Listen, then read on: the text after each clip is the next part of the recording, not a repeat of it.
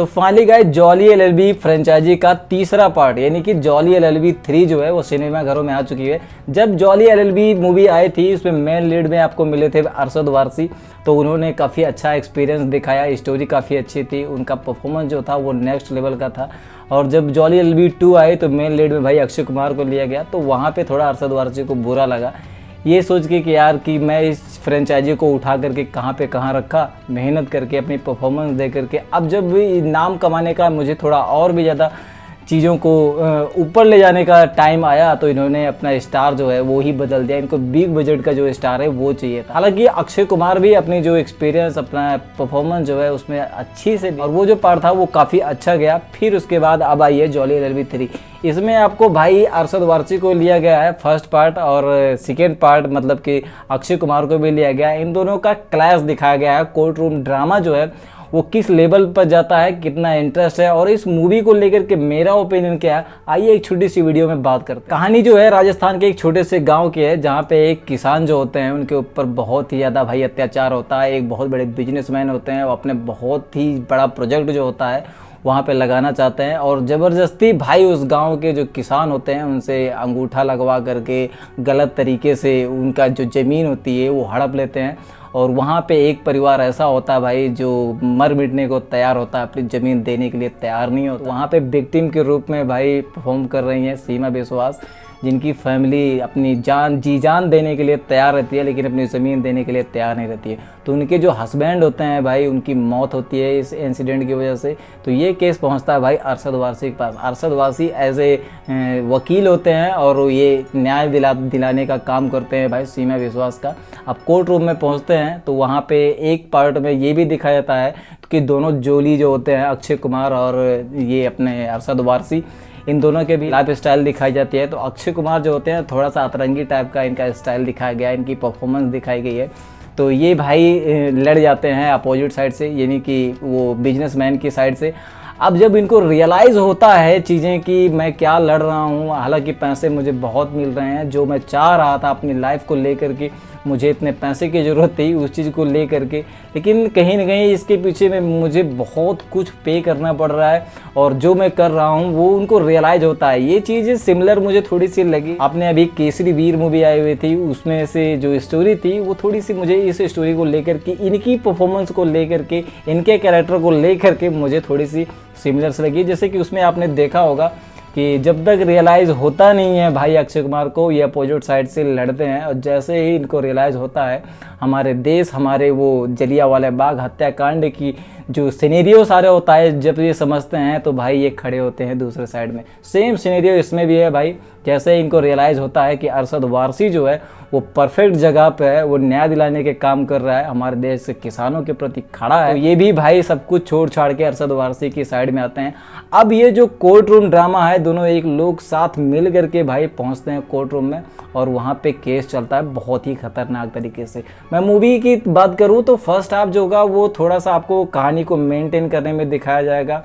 वो राजस्थान का सीन दिखाया जाएगा, किस प्रकार से उनको प्रताड़ित किया, किस तरीके से उनकी ज़मीनों को हड़पा जा रहा है। फर्स्ट पार्ट जो है वो चीज़ों को मेंटेन करने में निकल जाता है, तो उतना आपको समझ में नहीं आएगा, उतना आपको इंटरेस्टिंग नहीं लगेगा। कहानी आपको बहुत ही ज़्यादा प्रेडिक्टेबल लगेगी। ओवरऑल ये कहानी जो है, आप अगर थोड़ा सा भी ध्यान अगर दोगे इस चीज़ पे, तो कहानी कहीं ना कहीं आपके सोचने के अनुसार ही चलती है। लेकिन प्लस पॉइंट ये है मूवी का कि जो कहानी आप प्रेडिक्ट के हिसाब से चल रही है वो इंटरेस्टिंग उस लेवल पे जाकर कहते हैं कि आपके अंदर से कहीं ना कहीं वाव फैक्टर निकलेगा कि यार ये चीज़ जो है ना समझ में तो आ रही है, लेकिन दिखाने का जो तरीका है, जिस लेवल पे मैं सोच रहा हूँ चीज़ों को, उससे कहीं ना कहीं और भी ज़्यादा इंटरेस्ट प्रदान कर रही है हमें। तो सेकेंड पार्ट जैसे शुरू होता है भाई, वहाँ पे सीरियसनेस पूरी मूवी हो जाती है। मूवी में परफॉर्मेंस की बात करूँ तो जिनके हिस्से में भाई जितनी चीज़ें आई हुई हैं सब कुछ परफेक्टली आई हुई है। वहीं पे अरशद वारसी की जो एक्टिंग है वो नेक्स्ट लेवल की दिखी है भाई।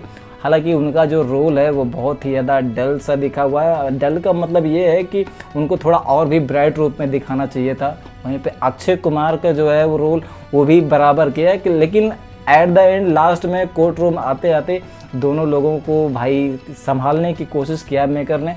एक तरफ में अक्षय कुमार जो होते हैं वो भाई जब चीज़ों को समझते हैं तो वो अपने पे जब खड़े होते हैं, तो 60 के एज में जा कर के भाई बंदे ने जो परफॉर्मेंस दी है, जहाँ पे कहीं फाइट करना या 60 की एज में दौड़ना, जैसे कि आप 90s के दशक में अक्षय कुमार को दौड़ना कूदना फांदना ये सारी चीज़ें देख रहे थे, वो चीज़ अच्छा लग रहा था।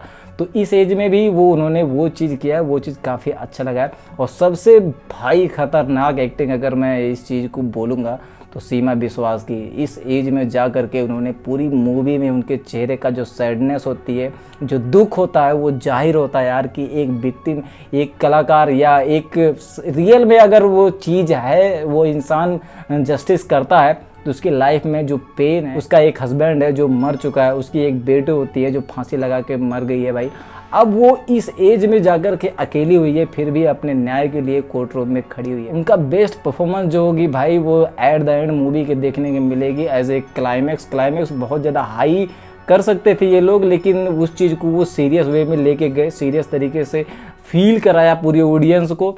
तो वहाँ पे जब इन्होंने अपनी परफॉर्मेंस दी, सीमा विश्वास ने, एक रोने की आवाज़ है, मैक्सिमम ज़्यादा 1-1.5 मिनट चलती है, लेकिन वो चीज़ जो होती है भाई, वहाँ के जो कोर्ट रूम ड्रामा होता है पूरा का पूरा सन होता है भाई। इनफैक्ट यहाँ तक कि पूरे हॉल में जितने लोग बैठे थे यार, कहीं ना कहीं यार सबको फाड़ के गई है, एक भी लोग चू नहीं कर रहे थे। उनकी जो रोने की आवाज़ उस एज में जाकर के जो दर्द बयान कर रही थी, एज ए पूरा कोर्ट रूम जीतने के बाद, अपना केस जीतने के बाद, उनको जो हैप्पीनेस की आई थी कि इतना सब कुछ खोने के बाद मैंने वो चीज़ दी, वो चीज़ मेकर्स ने, उस परफॉर्मेंस ने, उस एक्टर ने भाई दिल जीता है और कुछ। बाकी मूवी जो है वो 2 घंटा 37 मिनट 40 मिनट के अप्रोक्सीमेटली मिल जाएगी। मूवी में कुछ सीन जो हैं उनको कट किया जा सकता था, जैसे कि हमारे सौरभ शुक्ला जज का परफॉर्मेंस अदा कर रहे हैं, भाई क्या बंदा है यार, नेक्स्ट लेवल का भाई। इन्होंने अपनी जो परफॉर्मेंस दी है एज ए जज के अकॉर्डिंग भाई साहब नेक्स्ट लेवल की है।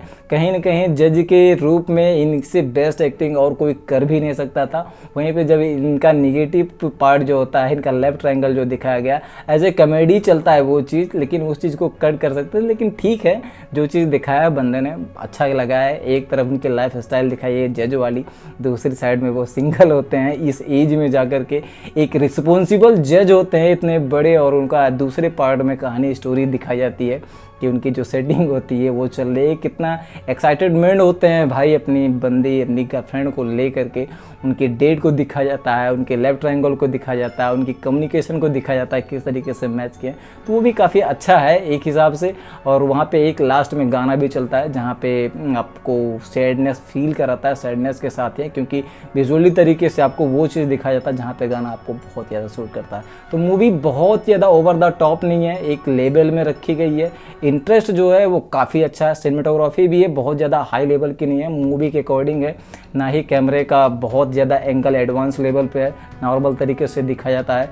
क्योंकि अब मेन लीड की मैं बात करूँ तो चाहे वो अरशद वारसी हों या अक्षय कुमार हों, इनका स्लो मोशन को लेकर के कोई ऐसा सूट नहीं है, नॉर्मल तरीके से दिखाया गया है। ऐसे आप फील करोगे कि ये जो इंसिडेंट सारे हो रहे हैं, जो कैरेक्टर सारे आ रहे हैं, ये सारे जो है रियल इंसिडेंट पे बेस पे मूवी चल रही है। सबसे इम्पॉर्टेंट मुझे एक चीज़ और लगी कि एक बंदा जो होता है निगेटिव पक्ष में जो खड़ा होता है, जो वकील होता है भाई, वहाँ पे मैंने एक चीज़ नोटिस की कि वो बंदा गलत चीज़ों को बयान करता है, लेकिन कॉन्फिडेंस लेवल उसका इतने हाई लेवल का होता है भाई कि सब के सब जितने लोग होते हैं भाई, उसकी बात पूरी ख़त्म होने के बाद जितनी कम्युनिकेशन वो पूरे कोर्ट रूम में करता है, सब बोलोगे आप क्या वाहियात चीज़ें बोल रहा है यार, कि क्या चीज़ें बोल रहा है कि किसानों को हटा दो, किसान आजकल कितने कंजूस हैं, इनका जो लेवल है आज कितने बड़े, गेहूं का मूल्य कहाँ कहाँ हो गया, और आज वो मर्सिडीज में घूम सकते हैं, लेकिन ये गरीब है। ऐसी वाहियात चीज़ों को वो पेश करता है,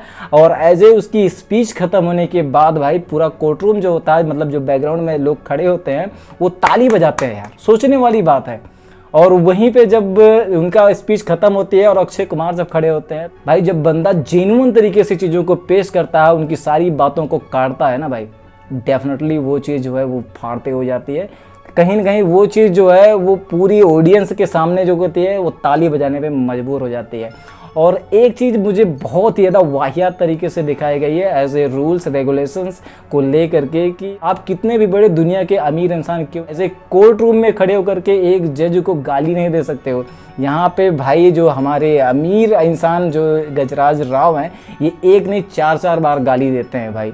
और वहाँ पे हमारे सौरभ शुक्ला की जो परफॉर्मेंस है, जो एक्टिंग है, जो एज ए जज जो है उनकी जो स्पीच होती है ना, वो चीज़ काबिल तारीफ़ होती है, काफ़ी अच्छी लगती है। तो ओवरऑल विथ फैमिली के साथ आप देख सकते हो, कोई वल्गर सीन नहीं, कोई एडल्ट भाषा यूज़ नहीं की गई है और बहुत ही ज़्यादा इंटरेस्टिंग चीज़ें हैं। आपको डेफिनेटली किसानों के प्रति लड़ रहे इस कोर्ट रूम ड्रामा को ज़रूर देखना चाहिए।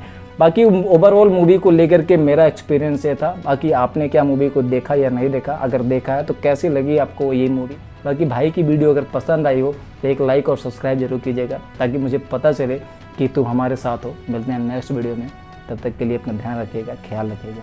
Bye bye, take care.